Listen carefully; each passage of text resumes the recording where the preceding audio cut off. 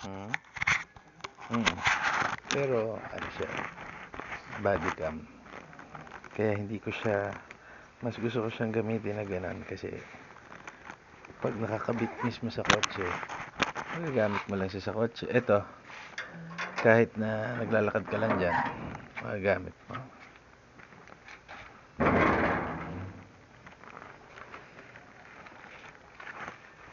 Okay.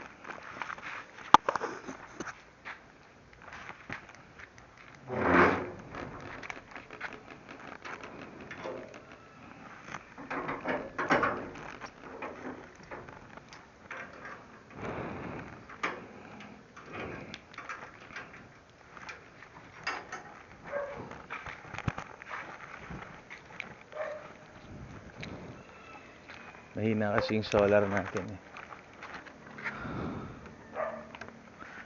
Sumakay ka na muna, tapos lock mo yung pinto para safety.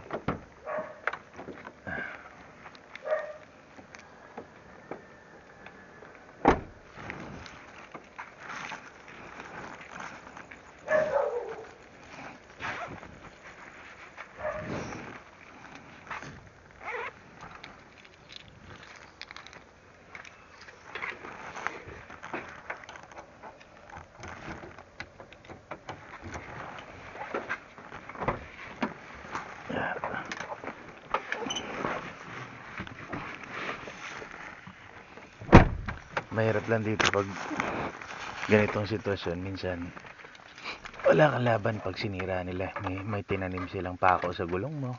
Oo. Kasi wala ka ng time minsan Wala kasi sa TV sa labas. Meron naman tayo dyan. Kasi madilim.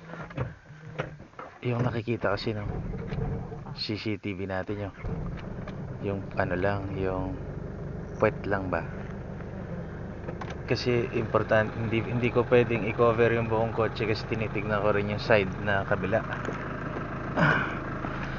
Kasi ang madilim na side na yan, dyan yung side na yan, may mga nag-aanohan doon, tumatambay kasi nga madilim. Gusto mo ng aircon? Okay na yan. So kinukuha na ko tong side na to. Dati kaya kong tutukan to buo pero ngayon, di ba dalawang camera yon? Isa lang yung nakatutok sa puwet nito at saka sa gate.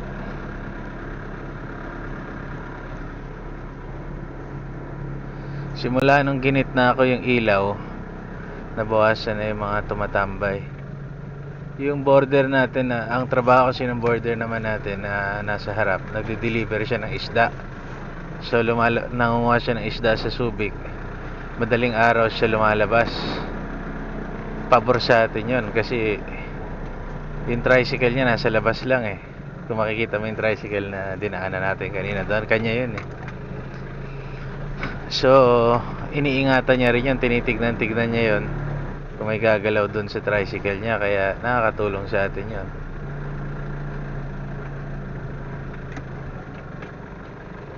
Tapos marami pa siyang tattoo, mukha siyang loko-loko,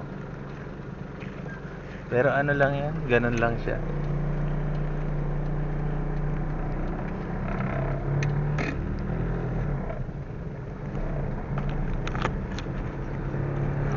Ang kagandahan lang doon, wala siyang arte. Sila siya, 4 yung anak nila nung misis niya. Tapos siya yung nakatira dyan. Pang tatluhan lang o dalawahan lang talaga yung kwarto na yun eh. Pero kinuha nila, okay sa kanila. Kompleto magbayad so far. Tapos hindi sila magulo kasi may pinipirmahan na sila sa akin na rental agreement ngayon eh. Witness ko lagi si Ate Weng. Kaya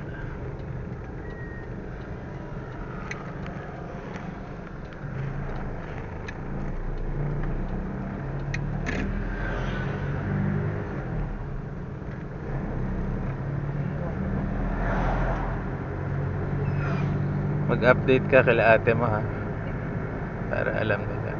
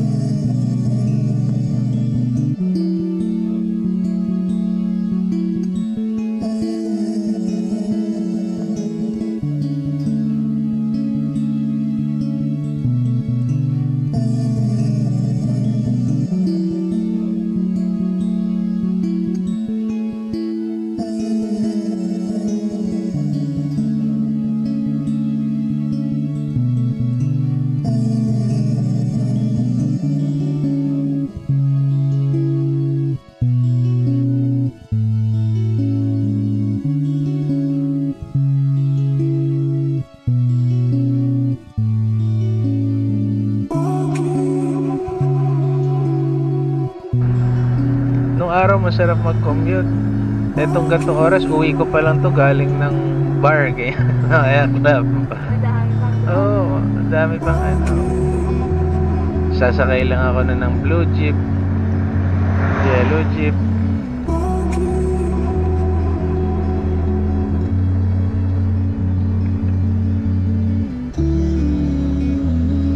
Yan, may mobile naman ang police dyan kaya medyo safety. Ilagpas lang kita rito sa may taxi. May lumabas na Victory. Ading, ikaw ay mag-iingat. May the Lord protect you in Jesus name. Sandali lang, baka may maiwan ka. Flashlight, kailangan mo flashlight. Okay ka na? Sure? Okay, ingat.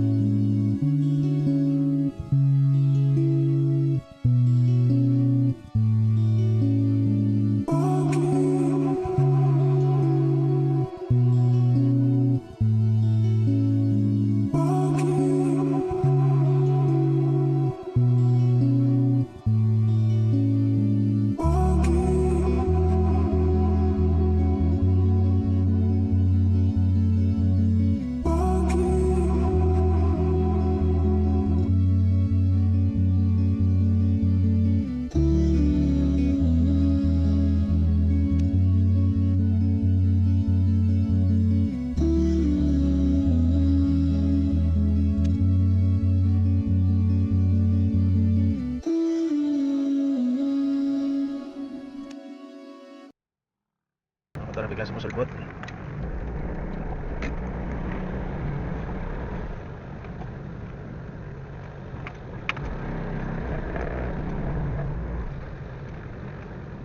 Okay na yung pwesto niya.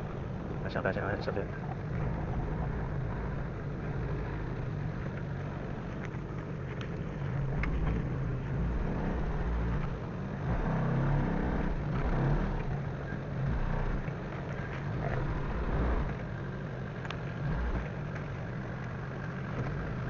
Okay. Saan ko na naman nilagay yung flashlight ko? Yan, dito.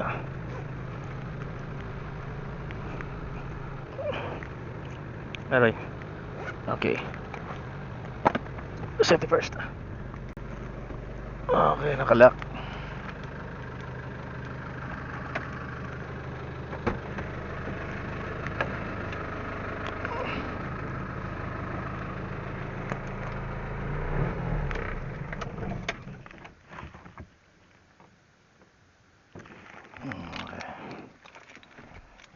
Ilaw tayo. Hindi ko pa rin kabisado yung flashlight ko hanggang ngayon.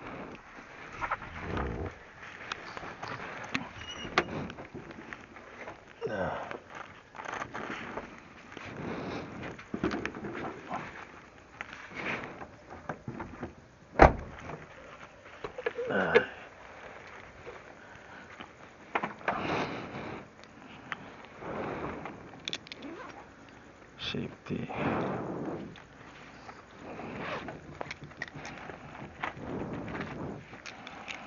Rinig ko na yung aso ko.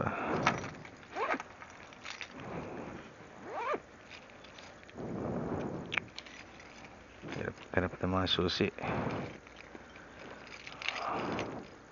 Hirap pag ano kayo, wala kang taga-bukas eh.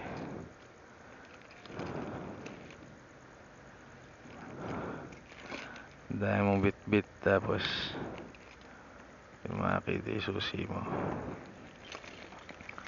Minsan dito ka madadali sa masasamang tao eh. Dahil na, dilim pa naman dyan.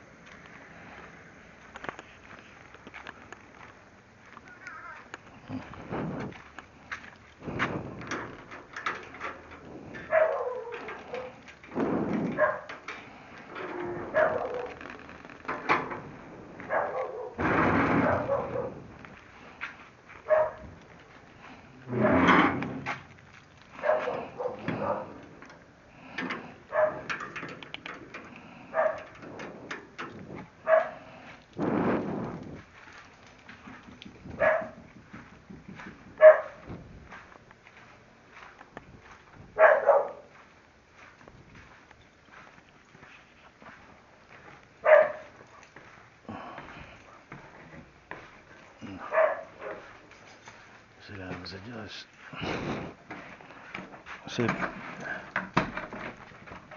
Safety tayo.